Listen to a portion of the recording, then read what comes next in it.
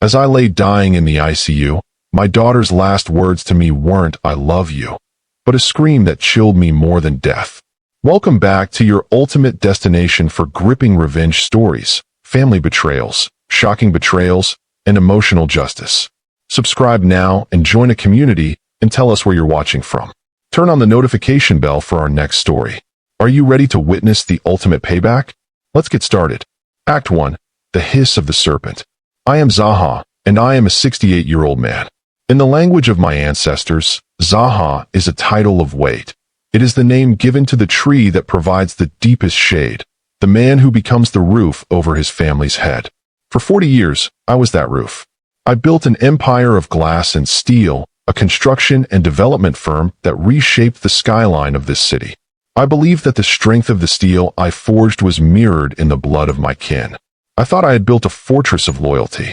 I didn't realize that the most dangerous termites are the ones who share your dinner table, smiling while they hollow out the beams from within. The world began to return to me not as light, but as sound. It was a rhythmic, mechanical hiss, the sound of a cold, plastic lung breathing for me. Hiss, click, hiss, click. It was the sound of my life being measured in cubic centimeters of oxygen. I was in the intensive care unit, a place where the air tastes of ozone and sterile despair. My body felt like an abandoned construction site. My limbs were heavy, pinned to the mattress by an array of translucent tubes that snaked out of my skin like translucent parasites. Every time I tried to move, a sharp, electric protest flared in my chest. My memory was a jagged mosaic. Missing pieces of the night it all went dark. I remembered the clink of crystal, the smell of a rare Bordeaux, and the smiling faces of my younger brother, Arthur, and my chief operating officer, Marcus. We were celebrating a record-breaking quarter.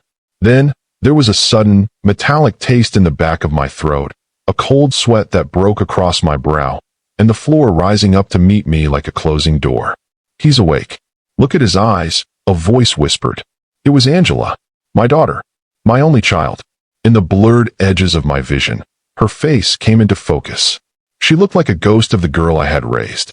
Her eyes, usually so fierce and bright with the intelligence that made her my best architect, were sunken and shadowed by a terror I had never seen.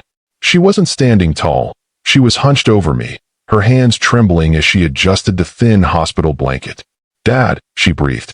She leaned in so close I could smell the stale coffee and the salt of dried tears on her skin. She looked over her shoulder toward the heavy glass door of the ICU cubicle. A nurse was passing by, but Angela's gaze stayed fixed on the hallway beyond. "Dad, if you can hear me, don't try to speak. Just listen," she hissed. Her voice was a frantic, low-frequency vibration. "They think I'm broken. They think I've given up. I've had to play the part, Dad. I've had to let them think I'm on their side just to get into this room." I tried to squeeze her hand, but my fingers felt like lead weights.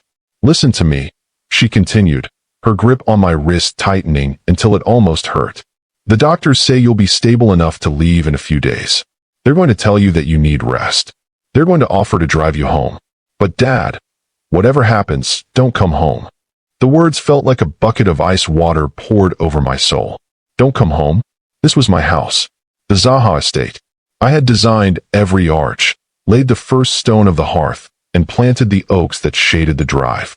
"They've turned it into a prison, Dad," she whispered, her eyes darting back to the door. "They've changed everything. The locks, the staff, the accounts. Arthur and Marcus, they didn't just wait for you to die. They tried to speed it up. And now that you're still breathing, they're terrified. If you go back to that house while you're still weak, you'll never leave it again. Do you understand? Stay in the hospital. Call the police. Go to the media. But don't come home." The glass door slid open with a clinical whoosh. "Angela, dear, you're hovering again," a smooth, baritone voice interrupted. My brother, Arthur, stepped into the room. He looked impeccable. His charcoal suit was crisp, his silver hair perfectly coiffed, and his face was a masterpiece of performative concern. Behind him followed Marcus, a man I had plucked from obscurity and made a millionaire. Marcus carried a leather briefcase, his eyes fixed on the heart monitor rather than my face. "The doctors say Matthias needs absolute quiet," Arthur said, placing a heavy, paternal hand on Angela's shoulder. She flinched, a microscopic movement that didn't escape me. You're overstimulating him. Why don't you go down to the cafeteria and get some real food? Marcus and I will sit with him for a bit. We have some administrative matters to oversee. I was just telling him how much we miss him at the house, Angela said, her voice suddenly flat, devoid of the frantic energy from moments before. She stood up, her face becoming a blank, porcelain mask. She didn't look at me as she walked out, but she left a small, folded piece of paper tucked into the crease of my palm. Arthur sat in the chair she had vacated. He leaned forward, smelling of expensive sandalwood and the arrogance of a man who thinks he's already won. Can you hear me, big brother? Arthur asked, his voice a low, intimate purr. It's a miracle, really. The toxins should have finished the job before the ambulance even arrived. You always did have a stubborn heart. Marcus opened the briefcase, pulling out a stack of documents. We've taken the liberty of filing the emergency guardianship papers, Matthias. Given the cognitive decline that led to your collapse, the board felt it was best to streamline the leadership. Arthur is the acting CEO. I am the chairman. You just focus on recovering. They spent the next hour talking over me as if I were a piece of furniture. They discussed the liquidation of my private art collection. They discussed the unfortunate need to sell the North Ridge development, my legacy project, to a shell company they secretly owned. They were vultures, picking at the meat of a man who wasn't even cold yet. I lay there, the paper from Angela burning in my hand. I felt a cold, crystalline rage beginning to replace the weakness in my veins. They thought I was a relic. They thought the ZAHA was a hollow title. 5 days later, I staged my escape. I didn't wait for the official discharge. I waited until the night shift, when the halls were quiet and the nurses were occupied with an emergency in the East Wing. I used the strength I had been secretly building, doing isometric exercises under the sheets when the cameras weren't looking. I dressed in the clothes Angela had smuggled in for me, a simple tracksuit and a baseball cap. I walked out of that hospital, my heart staggering in my chest like a drunkard, but I kept moving. I hailed a taxi, the cold night air hitting my face like a slap. Where to, sir? The driver asked. I hesitated. Angela's voice echoed in my head. Don't come home. But I am a ZAHA, and a ZAHA does not hide in the shadows while his house is occupied by rats. The ZAHA estate, I said, and drive fast. The gates to the estate were closed. I had to use the manual override code, a secret sequence I had built into the system years ago, known only to me. As the heavy iron grills groaned open, I saw that the familiar landscape had changed. The warm, golden garden lights had been replaced by harsh, blue-white floodlights. The taxi dropped me at the foot of the grandstone stairs. I leaned heavily on a cane I had stolen from the hospital's lost and found. My chest was tight, every breath a struggle, but the sight that met me on the porch kept me upright. The front door was open. Arthur was standing there, framed by the light of the chandelier I had bought for my late wife. He wasn't surprised to see me. He was waiting. I knew you couldn't stay away, Arthur said, stepping out onto the porch. He wasn't alone. 2 large men in black security uniforms stood behind him, men I had never hired. Angela tried to warn you, didn't she? She's always had a soft heart for a lost cause. This is my house, Arthur, I said, my voice sounding like gravel being crushed. Get off my porch. Actually, Matthias, Arthur said, pulling a legal document from his pocket and holding it up, this house is now a corporate asset.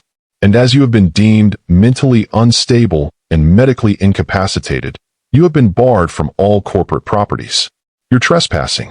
You poisoned me, Arthur. You and Marcus. I remember the taste of the wine. Arthur laughed, a sharp, barking sound. Memory is a fickle thing after a stroke, brother. The doctors found nothing but a natural cardiac event. In the eyes of the law, you're an old man who can't keep his heart beating or his mind straight. One of the security guards stepped forward, his hand resting on a holster. You need to leave the premises, sir. Now. I looked up at the second-floor balcony. Angela was there. She was clutching a tablet to her chest, her face illuminated by the screen's glow. She shook her head slowly, a single tear tracing a path through the dust on her cheek. She wasn't just warning me to stay away for my safety. She was warning me because she was the only one who knew what they had done to the cameras. You think you've won, Arthur? I said, turning back to the taxi. You've forgotten the first rule of architecture. A building is only as strong as the secrets hidden in the walls. Go back to your hospital bed, Matthias. Arthur shouted after me. There's nothing left for you here. As the taxi pulled away, I opened the paper Angela had given me in the ICU. It wasn't a note. It was a set of GPS coordinates and a password, Phoenix. They had taken my house. They had taken my company. They had even tried to take my life. But they had made one fatal mistake. They had left my daughter inside the fortress. And as the taxi sped into the night, I realized that Angela hadn't been crying out of fear for herself. She had been crying because she knew that once I saw the truth, I wouldn't stop until I had burned their world to the ground. The betrayal was complete.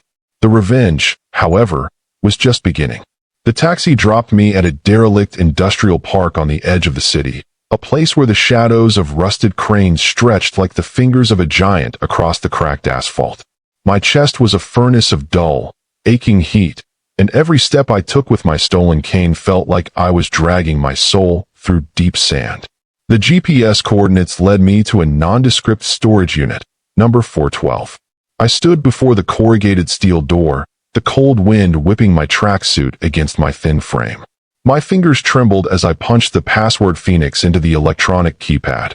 The lock disengaged with a heavy, metallic thud that echoed in the hollow silence of the yard. Inside, the unit was not filled with old furniture or dusty crates. It was a high-tech nerve center. A single desk sat in the center, supporting 3 widescreen monitors and a server rack that hummed with a low, predatory energy.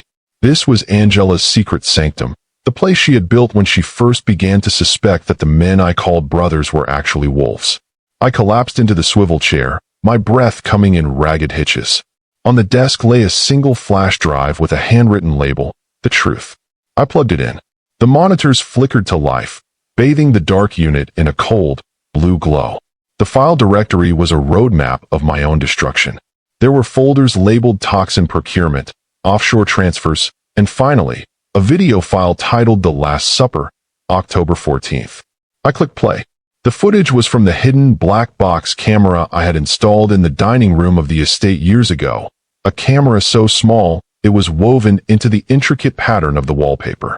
The perspective was wide, capturing the entire mahogany table where I had sat with Arthur and Marcus just 8 nights ago.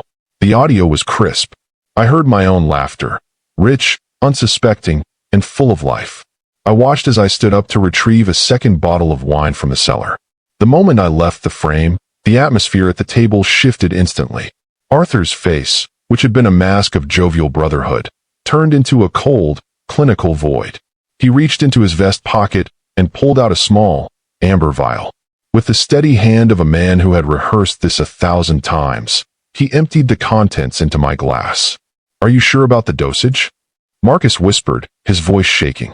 "If he dies at the table, there will be an autopsy. The police. The police are on the payroll, Marcus. Don't be a coward." Arthur snapped, swirling the wine to dissolve the powder. "The toxin is a synthetic derivative. It mimics a massive myocardial infarction perfectly. By the time the paramedics arrive, his heart will be a bag of mush. It's natural causes, Marcus. The natural cause of being too slow to step aside." I watched myself walk back into the frame. I watched my younger brother, the boy I had protected from bullies, the man I had given 40% of my company to, hand me the glass with a smile. "To the future, Matthias," Arthur said on the screen. "To the future," I echoed in the video. I watched my own collapse. It was sudden and violent. I saw the glass shatter against the floor. I saw my body twitching as the toxin seized my nervous system. And then, I saw the most horrible thing of all. As I lay dying on the rug, Arthur didn't call 911. He didn't scream for help. He reached over, took my steak knife, and began to cut a piece of meat from his own plate. He ate calmly while I gasped for air at his feet. Marcus, meanwhile, went straight to my study. I watched him on a split-screen feed, opening my safe with a bypass code they had clearly spent months obtaining. He wasn't looking for money. He was pulling out the original copies of my will and the North Ridge development deeds. Then, Angela entered the room. The camera caught her frozen in the doorway. She didn't scream. She was too smart for that. She saw the scene, her father dying and her uncle eating. She saw the predator in Arthur's eyes as he looked up at her. "Call the ambulance, Angela," Arthur said, his voice terrifyingly casual. "Your father has had a very unfortunate accident." And if you want him to actually make it to the hospital alive, you'll do exactly as I say from this moment forward. I paused the video. My vision was blurred by hot, stinging tears. My own brother had used my daughter's love for me as a leash to keep her silent while they gutted my life. I leaned back, my heart hammering against my ribs. Don't come home. She had been trying to protect me because she knew that if I returned before I was ready, Arthur would simply finish the job and claim I had succumbed to a second attack. But there was more. I scrolled through the other files on the drive. Angela had been busy. She had recorded every board meeting held while I was in the ICU. She had captured Marcus talking to a representative from Vanguard Holdings, our biggest rival. Matthias is a vegetable, Marcus told the representative. The guardianship papers are signed. We're ready to sell the North Ridge patents for pennies on the dollar. We just need the kickback moved to the Cayman account by Friday. They weren't just taking the company. They were burning it down for insurance money and kickbacks, leaving thousands of my employees in the dirt. I felt a cold, calculated clarity settle over me. I was 68 years old. I was a ZAHA. And in the world of construction, when a building is found to be structurally unsound due to rot, you don't try to patch the walls. You perform a controlled demolition. I reached for the burner phone Angela had left on the desk. There was one contact, the architect. I dialed. I'm awake, I said, my voice no longer a whisper, but the iron-shod command of a man who had built cities. I've been waiting, ZAHA. A deep, gravelly voice replied. It was Silas, my former head of security, a man Arthur had fired the moment I fell. Angela told me you'd find the unit. We have the assets ready. We have the data. What's the move? Arthur wants a transition, I said, looking at the screen where my brother was still eating his steak over my dying body. We're going to give him one. We're going to let the North Ridge sale go through. We're going to let them think they've won. But I want every ghost in this city to start digging. I want to know every cent Arthur has ever stolen, every bribe Marcus has ever paid. I want their lives stripped bare before the board meeting on Friday. And the estate? Silas asked. Angela is still inside. He's keeping her under 24-hour watch. The estate is a cage, I said. And cages have two purposes. They keep people in, but they also trap the person holding the key inside with the lion. I spent the next several hours in that storage unit, fueled by adrenaline and a cocktail of heart medications. I looked through the architectural blueprints of my own home, the digital files Arthur didn't know existed. When I built the ZAHA estate, I hadn't just built a home. I had built a masterpiece of integrated technology. Every room had a service mode that could be triggered remotely. I could cut the power, lock the doors, and flood the vents with fire-suppressant gas from a laptop. I looked at the image of Angela on the balcony from earlier that night. She had been holding the tablet. She wasn't just crying. She was waiting for a signal. Revenge is a dish best served with the precision of a blueprint. Matthias has the evidence, he has the tools, and he has the will to survive. But his daughter is still in the lion's den. If you want to see Arthur and Marcus get exactly what they deserve, leave a justice in the comments below. I tapped into the estate's live feed. I watched Arthur in my study, sitting in my hand-carved oak chair, leaning back with his feet on my desk. He was looking at a portrait of our parents, a smug, victorious grin on his face. He had no idea that I was watching him. He had no idea that the old relic was currently deconstructing his entire reality. Silas, I said into the phone. The board meeting is at 10 a.m. Friday at the North Ridge site, correct? Yes, ZAHA. They want the optics of the new era beginning at the site of the old man's greatest project. Perfect, I said, a dark smile playing on my lips. Tell the press. Tell the SEC. Tell everyone. It's going to be a very public transition. I closed the laptop. My chest still ached, and my hands still shook, but for the first time in a week, I didn't feel like a patient. I felt like a ZAHA. Arthur had forgotten that I didn't just provide for the family. I designed the world they lived in. And if he wanted to live in a world without me, he was about to find out how quickly the roof falls in when the architect decides to walk away. I laid down on the small cot in the corner of the storage unit. The hiss of the ventilator from the ICU was gone, replaced by the steady, rhythmic hum of the servers. It was the sound of a countdown. A week ago, my daughter had told me don't come home. She was right. I wasn't going home to live. I was going home to preside over a funeral. The betrayal had been horrible. The revenge would be legendary. The air in the storage unit was cold, smelling of ozone and the metallic tang of high-end hardware, but I didn't feel the chill. I felt the heat of a dormant volcano. For the next 48 hours, I became a ghost in the machine. While Arthur and Marcus were busy measuring the drapes in my office and celebrating their coronation with the board, Silas and I were systematically disassembling the load-bearing pillars of their lives. "ZAHA, look at this," Silas said, his voice crackling through the encrypted comms link. On my center monitor, a waterfall of green text and financial ledgers began to scroll. Arthur wasn't just stealing from the Northridge project. He's been running a shadow payroll through a front company called Gilded Horizon. He's been skimming 4% off every contract for the last 6 years. It's nearly $80 million. I leaned in, the blue light of the screen reflecting in my eyes. 80 million. That's not just greed, Silas. That's a war chest. He was planning this takeover long before that dinner. He was, Silas confirmed. But here's the beauty of it. He used your personal digital signature to authorize the transfers, thinking he could pin it on you if things went south. But because he's a lawyer and not an engineer, he didn't realize that every time a signature is used on the ZAHA server, it records the hardware ID of the device that initiated it. All 80 million were authorized from Arthur's private laptop in his bedroom at the estate. I felt a grim sense of satisfaction. Arthur's arrogance was his greatest weakness. He assumed that because I was the ZAHA, the provider, I was a simple man of bricks and mortar. He forgot that I was the one who designed the security protocols for the very servers he was robbing. Capture it all, I commanded. Every timestamp, every hardware ID. And Silas? Start the short-circuit protocol on the Gilded Horizon accounts. I want that money to move, not back to me, but into an escrow account held by the Federal Securities Commission. Let them find it on their own. Done, Silas said. By the time the board meeting starts Friday, those accounts will be a neon sign pointing straight to Arthur's bedroom. But while Silas and I worked the digital front, the real danger was unfolding within the walls of the ZAHA estate. Angela was my eyes and ears inside the lion's den, and she was playing a game far more dangerous than any hacking. Through the hidden camera in the study, I watched her. She had been summoned by Arthur. He was sitting behind my desk, tossing a gold pen that had been a gift from the Prime Minister. "You look pale, Angela," Arthur said, his voice dripping with that faux paternal poison.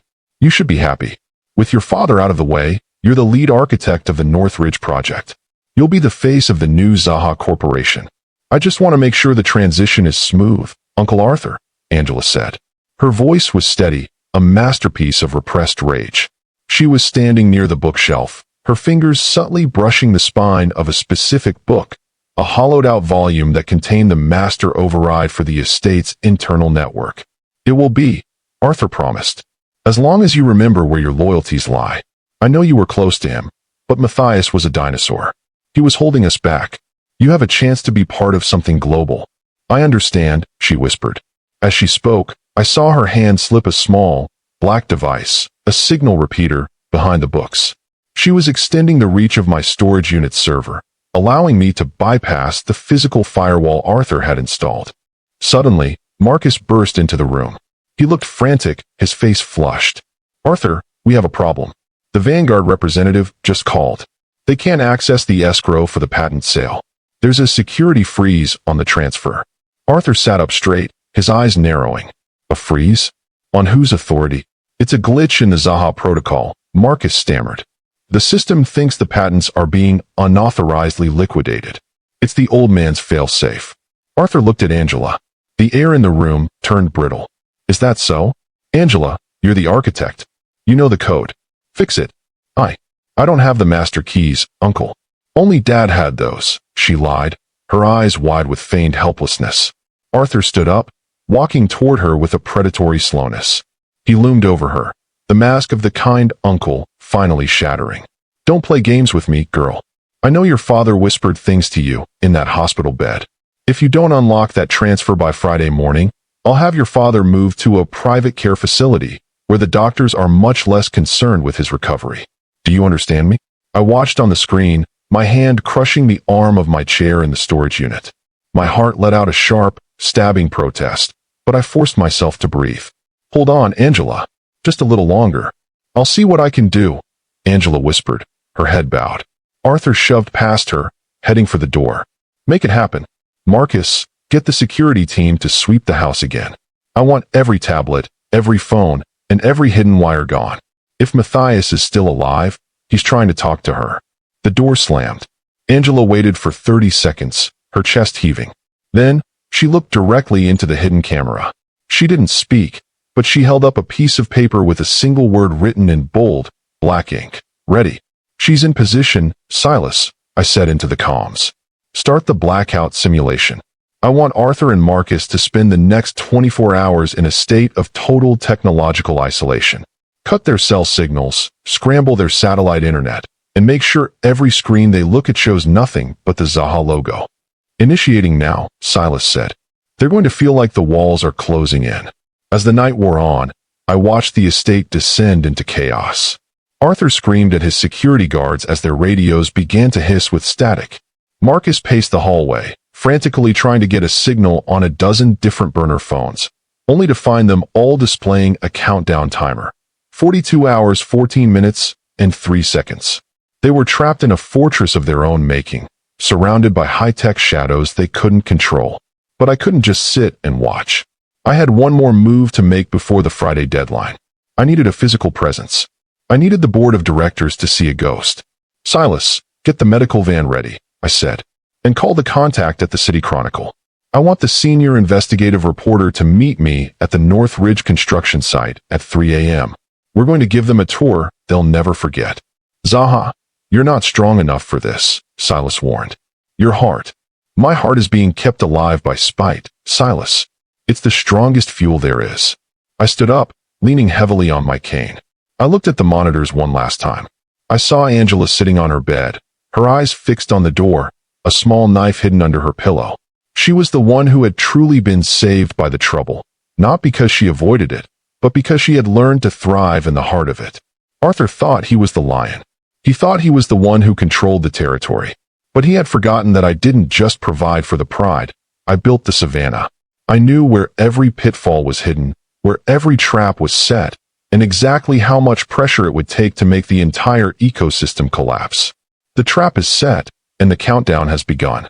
Arthur and Marcus are about to learn that you can't kill a legacy by poisoning a man. If you're ready to see the ZAHA walk through the fire to reclaim his throne, leave a legendary in the comments. The van ride to the North Ridge site was a blur of pain and adrenaline. Silas sat beside me, checking his watch every 30 seconds. We arrived at the skeletal remains of my greatest dream, a 60-story eco-tower that was supposed to be the jewel of the city. Now, it was draped in black plastic, a monument to the greed of my brother. The reporter, a sharp-eyed woman named Elena, was waiting by the perimeter fence. She looked shocked when she saw me step out of the van, pale as a corpse and smelling of hospital soap, but standing tall. Mr. ZAHA, we heard you were incapacitated, she said, her recorder already out.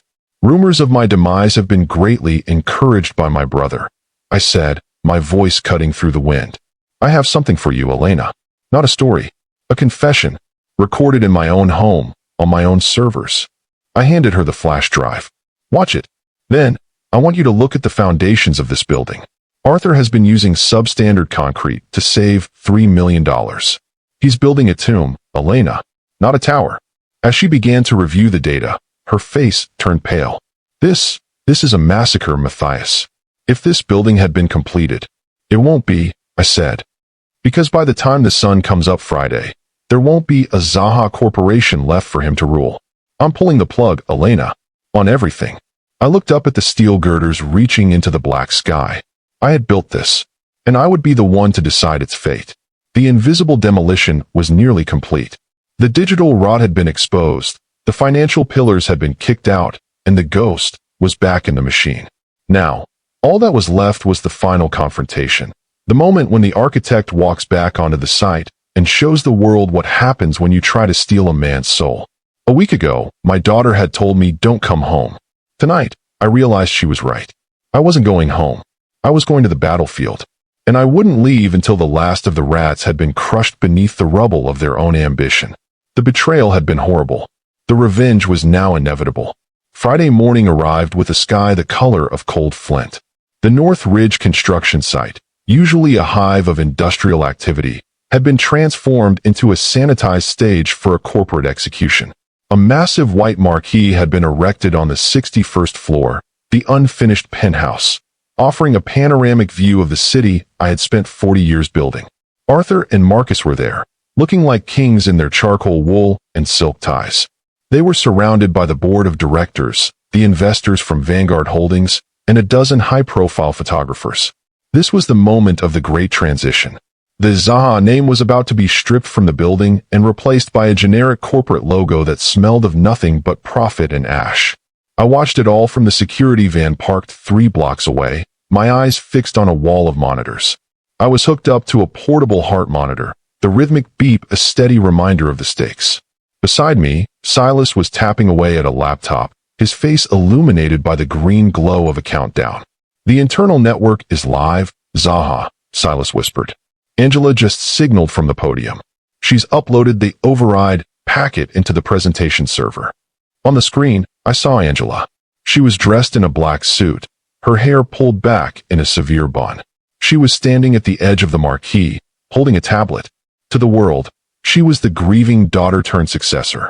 To me, she was the detonator. Arthur stepped to the podium, his smile wide and practiced. He spread his arms as if he were welcoming the world to his private kingdom.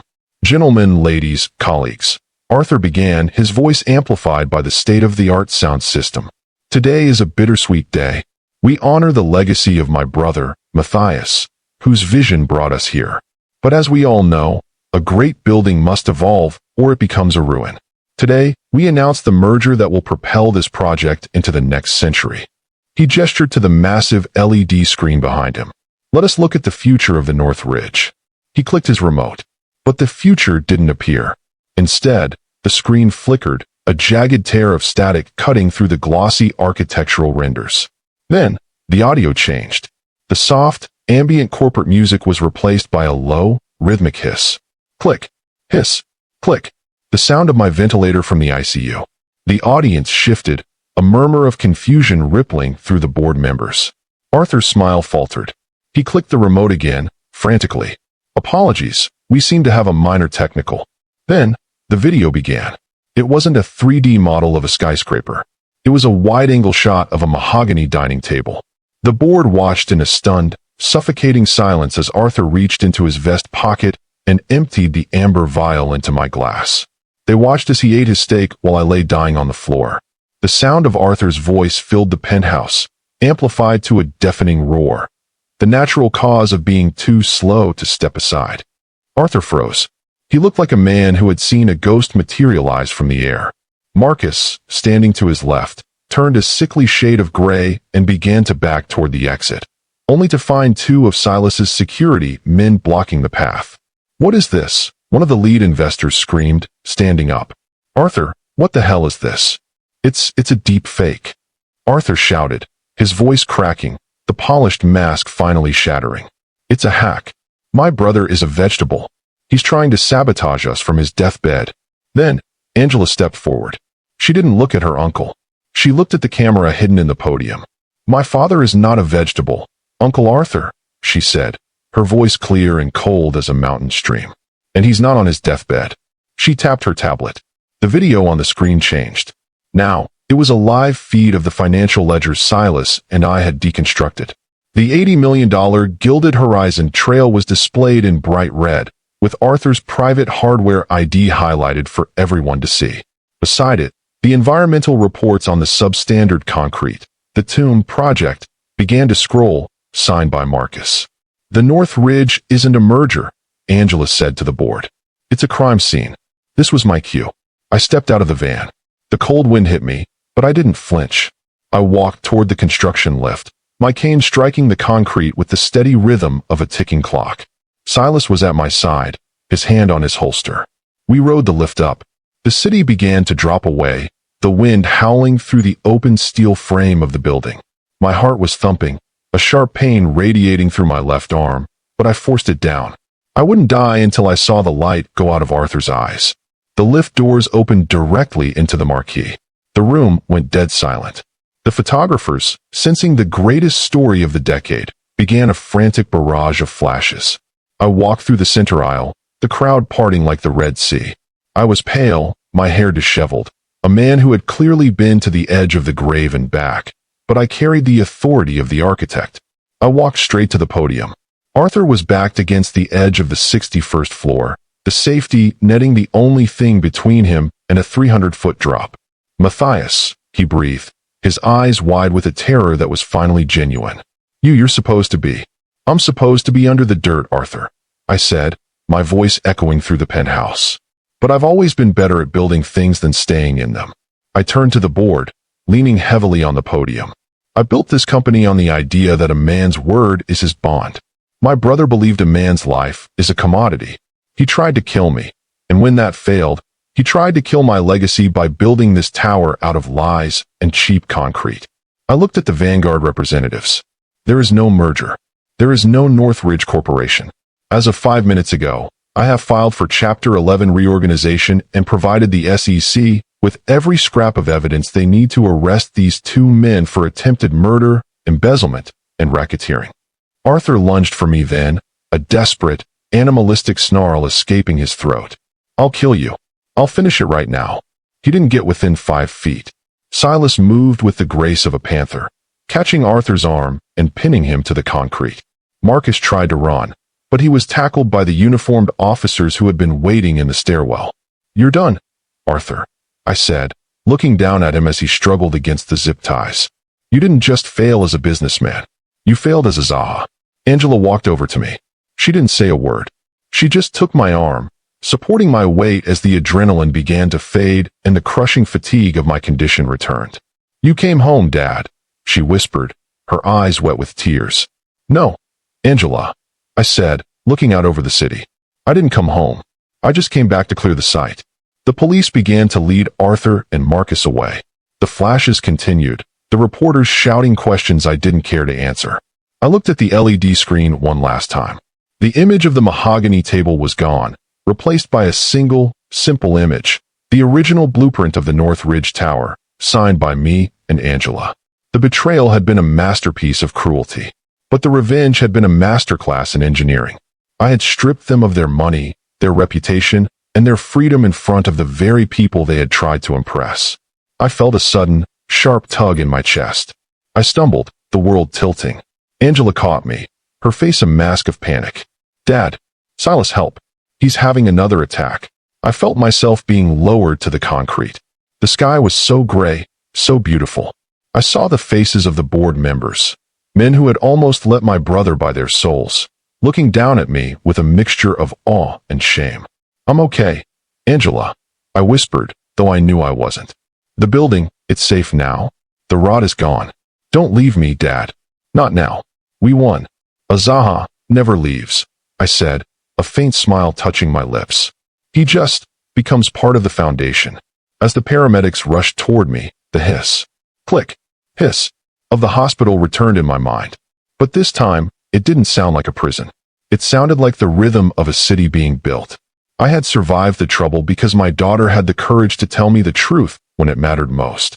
She had saved me from the trap, and in doing so, she had become the true ZAHA. The architect was tired, but the world he had built was finally standing on solid ground. The months that followed the collapse at the Northridge site were not spent in the boardroom or on the construction scaffolding, but in the quiet, sun-drenched recovery wing of a private clinic overlooking the valley. I am ZAHA, and at 69 years old, I have learned that the greatest structures are not built of steel and glass, but of time and truth. The trial of Arthur and Marcus had been a media circus, a spectacle of corporate greed and familial betrayal that captivated the nation. I didn't attend the proceedings. I didn't need to. I had provided the black box footage, the server logs, and the financial trails. My testimony was written in the very digital ink Arthur thought he had used to erase me. Arthur was sentenced to 25 years without the possibility of parole. Marcus, ever the coward, took a plea deal in exchange for testifying against the Vanguard Holdings executives who had authorized the kickbacks. He received 15. They were gone, removed from the world like rotted joists from a historic home. It was a Tuesday afternoon when Angela arrived at the clinic. She wasn't wearing a suit. She was wearing her old, paint-stained jeans and a work shirt, her hair tied back in a messy knot. She looked tired, but for the first time in years, she looked free. The inspectors finished the final survey of the North Ridge foundations today, Dad, she said, sitting on the edge of my bed. She handed me a rolled-up set of blueprints. I unrolled them with trembling fingers. They were the remedial plans, the ZAHA fix. We had to strip the lower 15 floors back to the skeletal frame, she explained, her voice full of a quiet, professional pride. We poured the high-density reinforced concrete you originally specified. It cost us nearly $100 million to undo what they did, but it's done. The building is sound. And the company? I asked, looking out the window at the distant city skyline. The board wanted to change the name, she said, a small smile playing on her lips. They thought ZAHA was too closely associated with the scandal. But the employees, the foremen, the welders, the architects, they signed a petition. They told the board that if the ZAHA name went, they went too. They said you didn't just build buildings, you build a family. I felt a lump form in my throat. I had spent 40 years thinking my legacy was the skyline. I was wrong. My legacy was the people who stood by me when the wind began to howl. So what's the name? The ZAHA Miller Group, she replied. I added Mom's maiden name. I think she would have liked the balance. I looked at my daughter. She was no longer just the architect. She was the CEO. She was the one who had navigated the bankruptcy, the legal battles, and the restructuring while I was recovering. She had turned the ruins of our family into a cathedral of resilience. You saved me twice, Angela, I said, taking her hand. Once by telling me to stay away, and once by bringing me back. I didn't save you, Dad, she whispered. I just followed the blueprints you gave me. A week later, I was discharged. I didn't go to a hotel, and I didn't go to a private care facility. I went home. The ZAHA estate felt different. The blue-white floodlights were gone, replaced by the warm, amber glow of the garden lanterns. The tactical security guards were replaced by Silas's team, men who looked me in the eye and called me sir with genuine respect. As I walked through the front door, the scent of the house hit me, cedar, beeswax, and the faint, lingering aroma of the rose garden. I walked into the dining room. The mahogany table had been refinished, the stain of the wine and the shadow of the betrayal sanded away. I sat in my chair. For a moment, I could almost hear the hiss, click, hiss, of the ICU. I could almost feel the cold sweat of the poison. But then, I heard the sound of laughter from the kitchen. Silas and Angela were arguing about the proper way to sear a steak, their voices bright and full of life. I realized then that the "don't come home" warning wasn't just about the trap. It was about the version of home that existed under Arthur's shadow. That home had to die so that this one could be built. The final act of my revenge wasn't the prison sentences or the bankruptcies. It was the fact that I was still sitting in my chair, in my house, surrounded by people who loved me, while Arthur sat in a concrete cell, surrounded by nothing but the memory of his own failure. The Northridge Tower was completed a year later. It stands today as the tallest, safest, and most beautiful building in the city. On the top floor, there is a small, private library. There are no corporate logos there, and no monitors showing financial data. There is only a single portrait of a man and his daughter, standing in front of a half-finished building. Underneath the portrait is a small brass plaque with a single word, ZAHA. I am 68 years old now. My heart is scarred, and my gait is slow, but I am the roof over this family once more. A week in intensive care taught me that life is fragile. But a week of betrayal taught me that a ZAHA is unbreakable. I survived the trouble because I had the courage to listen, the wisdom to plan, and a daughter who was brave enough to stand in the dark until I could find the light. The betrayal was horrible. The revenge was necessary. But the peace is what I was actually building all along. True strength isn't found in the height of a skyscraper, but in the depth of a family's bond. Matthias and Angela lost a house and gained a kingdom. If this story of betrayal and legendary revenge moved you, please leave a comment with the word restoration. Let us know if you think Matthias should have been even harder on Arthur. Thank you for watching. Thank you so much for watching my story all the way to the end. Your support means everything. Don't forget to subscribe to my channel and drop a comment below. I'd love to hear your thoughts.